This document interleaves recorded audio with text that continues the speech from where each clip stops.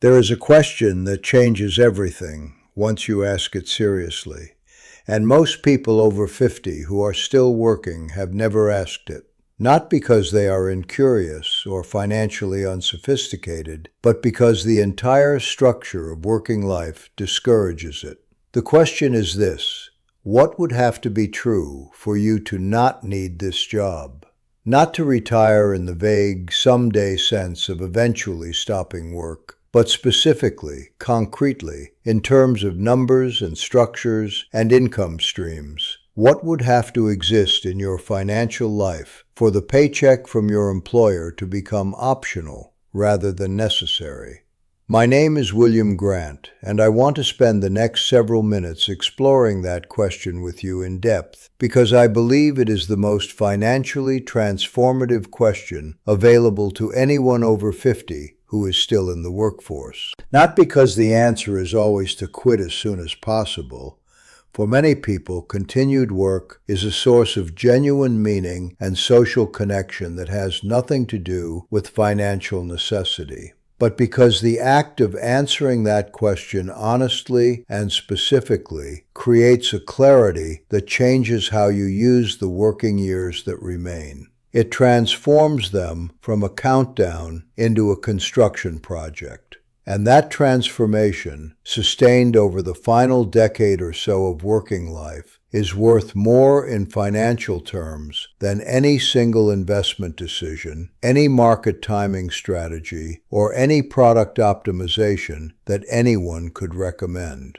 The reason most people never ask this question seriously is that the answer seems impossibly complex or impossibly far away. But when you break it down into its actual components, what you discover is that the question is not asking for the impossible. It is asking for something specific, achievable, and, for most people over 50 who are still earning a professional income, far more within reach than the vagueness of the question initially suggests.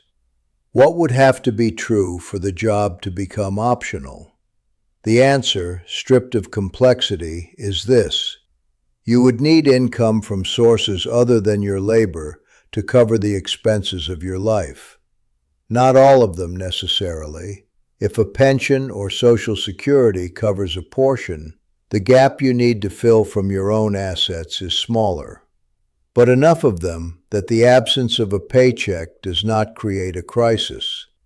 This is the definition of financial independence that actually matters. Not a specific net worth number, not a particular account balance, but a functional gap between the income your assets generate and the expenses your life requires. When that gap closes, when the income from what you own meets or exceeds the cost of how you live, the job becomes optional. Not meaningless, optional. I want to tell you about a man named Douglas.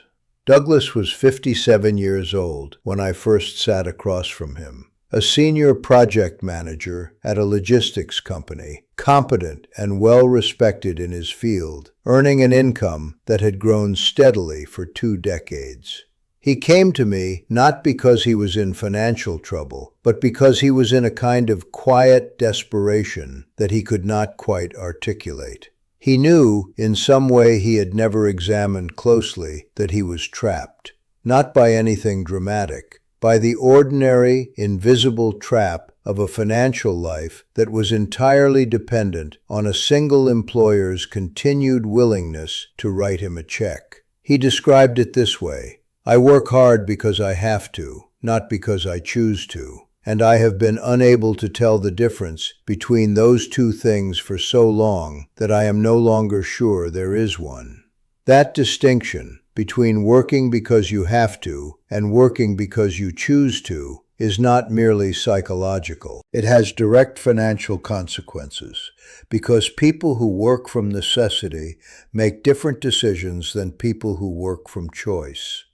They stay in situations that do not serve them because the alternative feels financially unthinkable. They accept conditions that diminish them because the paycheck overrides every other consideration. They defer decisions about how to use their time, their energy, and their expertise because the structure of financial dependency forecloses the option of thinking differently.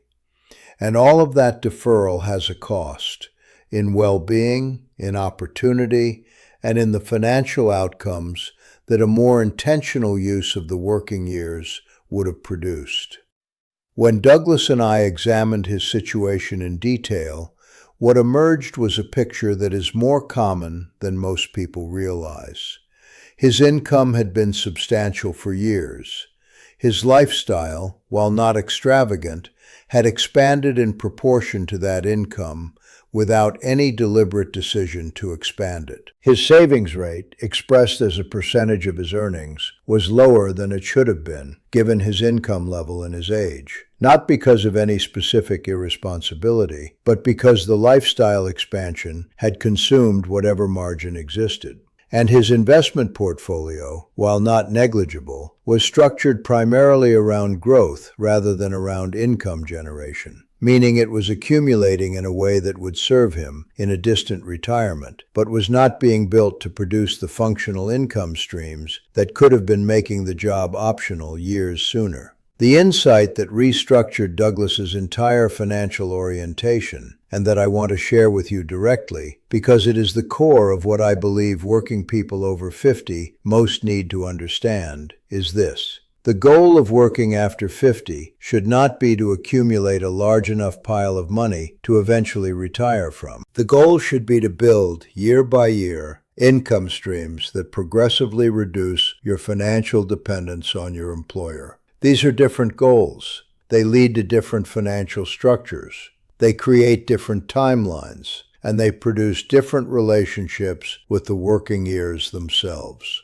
Accumulating a pile is a game with a finish line so distant that it provides almost no guidance about what to do today. Building income streams is a game with visible, near-term progress that you can measure, track, and experience as real momentum. Every dividend added to the portfolio is income that was not there before. Every percentage of the mortgage paid down is a future rental yield that inches closer to reality. Every dollar added to an income-producing fixed income position is a fraction of a future monthly check that requires no labor to receive.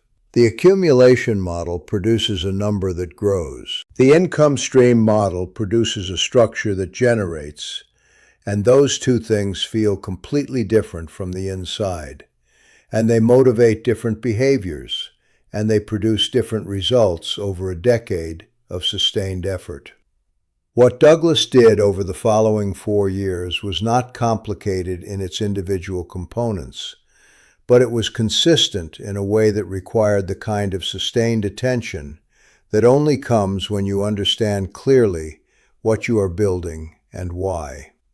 He increased his savings rate significantly, not by cutting dramatically, but by redirecting money that had been drifting into unfocused accumulation towards specifically income-oriented investments.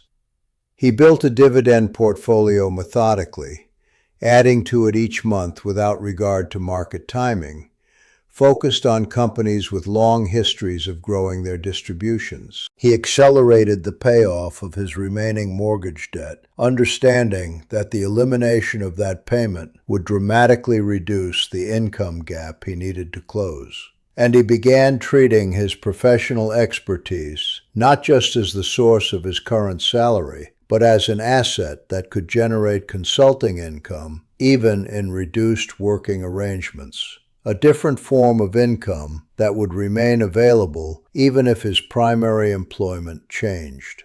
By 61, Douglas had built something he had not expected to be able to build. Not financial independence in the complete sense, he still worked and chose to, but financial optionality, which is its own thing and arguably more valuable than independence itself. He worked because his work was genuinely interesting to him, because his relationships at the company had real meaning, because he found satisfaction in problems he was good at solving. He did not work because he had to. And the difference in how he experienced every working day, the quality of his attention, the confidence of his decisions, the absence of the quiet desperation that had brought him to me 4 years earlier, was not subtle.